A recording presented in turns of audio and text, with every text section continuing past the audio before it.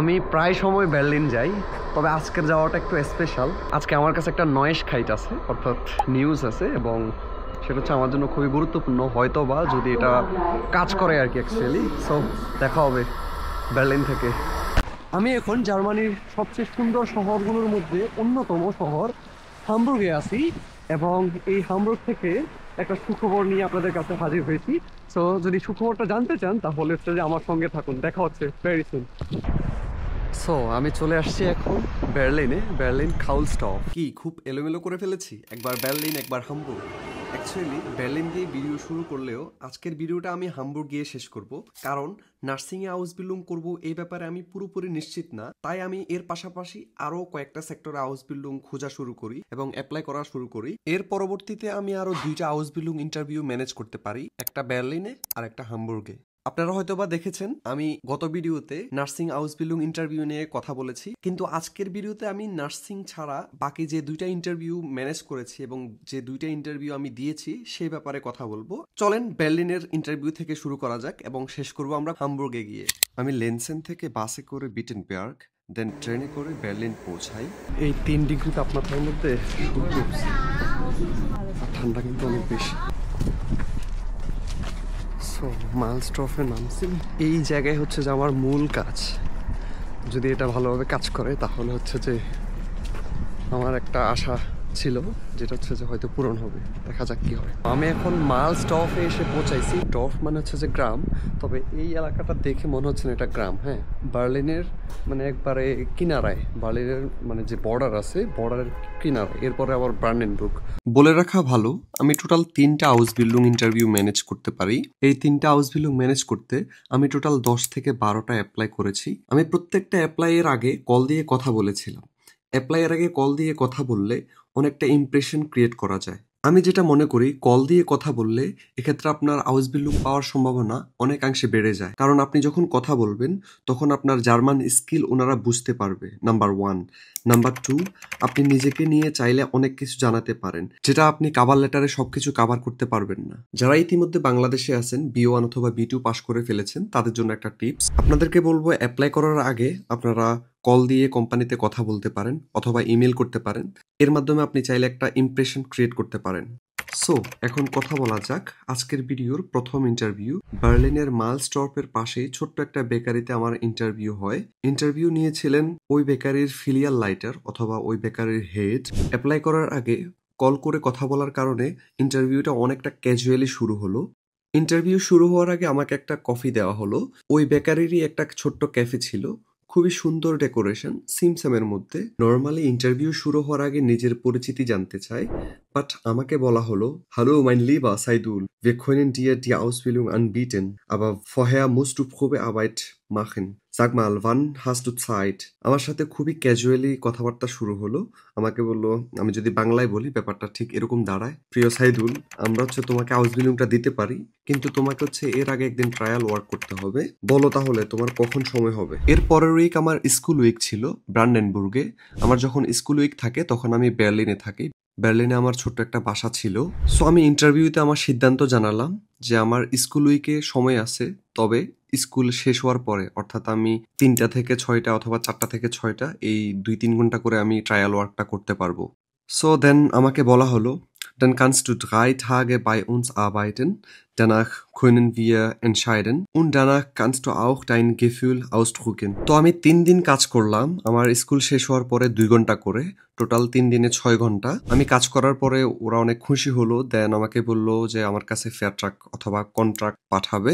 এর মাঝে আমি হামবুর্গে একটা বেকারির সাথেও কন্ট্রাক্ট রেখেছিলাম, সেখানেও আমি কথা বলে একটা প্রবে আবাইট অর্থাৎ ট্রায়াল ওয়ার্কের দিন ঠিক করে রাখছিলাম। আজকে সকাল 6টা থেকে আমার একটা প্রবে আবাইট বা হচ্ছে ট্রায়াল ওয়ার্ক ছিল। তো সেখানে আমি সেলসম্যান হিসেবে কাজ করেছি একটা বেকারি, মানে হচ্ছে যে যেখানে হচ্ছে যে বেকারি আইটেম বিক্রি করা হয়। সো এতদিন আমি হচ্ছে যে একটা বেকারিতে বেকার হিসেবে কাজ করেছিলাম। আসলে বেকার হিসেবে কাজ করার মতো এরকম আর মন মানসিকতা আমার নাই, কারণ আমাকে সবসময় রাতে কাজ করতে হয় এবং রাতে কাজ করা আমার কাছে খুবই মানে বাজে লাগে। তো আমি চাচ্ছিলাম আমার এই যে হাউস বিল্ডিং বেরুফ বা হচ্ছে যে হাউস বিল্ডিং প্রফেশনটাই চেঞ্জ করতে, এবং আমি চাই আমার জার্মান ল্যাঙ্গুয়েজটা আরো বেশি উন্নত করতে, ঠিক আছে, আরো বেশি ইমপ্রুভ করতে, কিন্তু আমি সেটা পারতেছি না। কারণ একটা বেকারদের যখন কেউ কাজ করে তখন তাকে শুধু কাজই করতে হয়, তারা বেশিক্ষণ কথা বলতে পারে না বা সবসময় হচ্ছে রাশে থাকতে হয়, যেটা আমি চাই না। একজন সেলসম্যান বা ফ্যাকওয়েফার যখন একটা বেকারাইতে কোনো কিছু সেল করে তখন কিন্তু তাকে অনেক কথা বলতে হয়, প্রতিদিন নতুন নতুন মানুষের সাথে পরিচিত হইতে হয়, তার সাথে কথা বলতে হয়, বিক্রি করতে হয়, টাকা নিতে হয়, টাকা ফেরত দিতে হয়, কী লাগবে সেটা জিজ্ঞেস করতে হয়, দিতে হয়। তো তার মানে অনেক কথা বলতে হয়। হ্যাঁ, তো মাঝে মাঝে কোনো সমস্যা হয় সেটা সলভ করতে হয়। সব মিলিয়ে হচ্ছে যে একজন ফ্যাকওয়েফার তার জার্মান ভাষাকে সবচেয়ে ভালো করতে পারে, ঠিক আছে। এই ক্ষেত্রে অনেক অনেক সুবিধা রয়েছে। দ্যাটস ওয়াই আমি সিদ্ধান্ত নিয়েছি আমি আমার মানে প্রফেশনটা চেঞ্জ করব। সো প্রথমে আমি ভাবছিলাম চেঞ্জ করবো না, কিন্তু বর্তমানে আমি সিদ্ধান্ত নিয়েছি আমি চেঞ্জ করব। তো দ্যাটস ওয়াই আমি এই হামবুর্গে আসছি, এবং হামবুর্গে আমার একটা ফ্রেশ বা ইন্টারভিউ ছিল, এবং সাথে কবে আবাইট বা হচ্ছে যে কি একটা ট্রায়াল ওয়ার্ক দেখবে যে আমি আসলে কি যোগ্য কিনা এই কাজের জন্য। তো আমাকে হচ্ছে যে জানাইছে যে আমাকে একটা ফেয়ারট্রাক পাঠাবে আমার বাসায়, দেন আমি সাইন করব, দেন আমি এই হাউস বিল্ডিংটা শুরু করতে পারবো। তো আজকের ভিডিওটা একটা ব্লগের মতো আমি জাস্ট আপনাদেরকে জানাচ্ছি, এবং এটা নিয়ে সম্পূর্ণ ডিটেলসে আমি ভিডিও করব একটা আমার স্টুডিওতে বসে। কারণ এখানে অনেক ব্যাপার স্যাপার রয়েছে যেগুলো হচ্ছে যে আপনাদেরকে জানাইলে আপনারাও এক সময় উপকৃত হইতে পারেন। কারণ দিন শেষে হচ্ছে যে অনেকের কাছে তার মানে যে হাউস বিল্ডিং নিয়ে সে আসছে সেটা পছন্দের নাও হইতে পারে। তো তখন সে কীভাবে চেঞ্জ করবে সেটার একটা যে নিয়ম, সেটা এই ভিডিওতে মানে ওই ভিডিওতে যে ভিডিওটা আমি ফিউচারে করতে যাচ্ছি সেখানে পাবেন। তবে আজকের ভিডিওটা জাস্ট একটা ব্লগ আকারে করতেছি। আমি একটা সুন্দর দিন কাটাইছি আজকে, 6টা থেকে 11টা পর্যন্ত আমি কাজ করছি 5 ঘন্টা, এবং এই তো খুবই ভালো লাগতেছে। আমি ভালো একটা ফিডব্যাক পাইছি এবং আমাকে অনেক সুনাম করছে। হ্যাঁ, বলছে আমি অনেক ভালো জার্মান বলি। আই ডোন্ট নো, আমার শেফ যেটা পুরাতন সে কিন্তু বলে না, কিন্তু আমি যত জায়গায় কথা বলি আমি নাকি ভালো কথা বলি, বাট আমার শেফ আমাকে অ্যাপ্রিসিয়েটটা করে না। সো এটা আমার কাছে খুবই বাজে লাগে। যাই হোক, এবং আমি একটা ভিডিওতে বলবো যে বড় শহর আর ছোট শহরের মধ্যে কোন কোন সুযোগ সুবিধাগুলো বিদ্যমান রয়েছে, কারণ এটা অনেক ইম্পর্টেন্ট। আপনি কোন শহরে আসবেন, একটা ছোট শহরে আসা ঠিক হবে না বড় শহরে আসা ঠিক হবে, আমি সব কিছু গুছিয়ে আরেকটা ভিডিওতে বলবো। কাইন্ডলি ওয়েট করবেন। আমার হচ্ছে যে সময় আসলে অতটা নাই আপাতত ভিডিওগুলোর সাথে সাথে দেওয়ার বা এডিট করার, সো একটু সময় লাগবে। আমাকে অনেক কষ্ট করতে হয়েছে গত 1 সপ্তাহ ধরে, এবং গত 1 সপ্তাহে আমি খুব কম ঘুমাইছি, খুব কম। যদি 7 দিনে আমাকে 8 ঘন্টা করে ঘুমাইতে হয়, 56 ঘন্টা, আমি কিন্তু ঘুমাইছি 30 থেকে 32 ঘন্টা। আমার কিন্তু এখনও স্লাফ মাঙ্গেল বা হচ্ছে যে ল্যাকিংস অফ স্লিপ এটা রয়ে গেছে। সো আমি আসলে ওটা এখনও ভালো বোধ করতেছি না। সো এখন একটু রিল্যাক্সে আছি। আমাকে অনেক কিছু ম্যানেজ করতে হয়েছিল, আমাকে ডেইলি বেকারিতে কাজ করা লাগতেছিল, মাঝে মধ্যে টুকটাক পড়াশোনা বা হচ্ছে অ্যাসাইনমেন্ট লেখা, এবং আমি অনেক অ্যাপ্লাই করছি এই যে als Verkäufer eine Ausbildung zu bekommen, aber ja, das hat schon geklappt und ich habe Glück deswegen.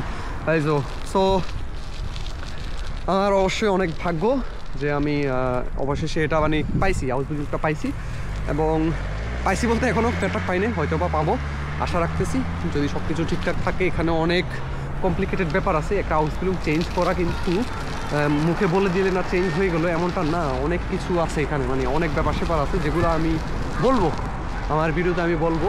এই ভিডিওতে বলে আমি ভিডিওটা আর দীর্ঘায়িত করতে পারছি না। এটা জাস্ট আমি সাইক্লিং করতেছি, সাইক্লিং করে করে হচ্ছে আপনাদেরকে এই জিনিসটা শেয়ার করতেছি। সাইক্লিং করতে খুবই ভালো লাগে। জার্মানির মতো একটা দেশে সাইক্লিং করতেছি, এটা আমার স্বপ্ন ছিল। তো স্বপ্ন এখন বাস্তবে রূপ নিয়েছে। তো এটার জন্য আমি খুবই কৃতজ্ঞ মহান সৃষ্টিকর্তার কাছে। যদিও আসলে নামাজ কালাম ঠিকভাবে পড়ার ওরকম সময় পাই না, ইনশাল্লাহ এখন থেকে পাবো। বেকারিতে কাজ করার পর হচ্ছে যে আমার আর শরীর কাটে না, আমি যে বাকি যে কাজকর্মগুলো করবো, কোনো দিন রান্নাও করি না, বা হচ্ছে যে গোসলও করি না কোনো দিন, মানে এসে যে শুই এরপরে দেখি যে আবার রাত হয়ে গেছে, আবার ডিউটি টাইম হয়ে গেছে, মানে এতটা ক্লান্ত বা এতটা টায়ার্ড থাকি, ঠিক আছে।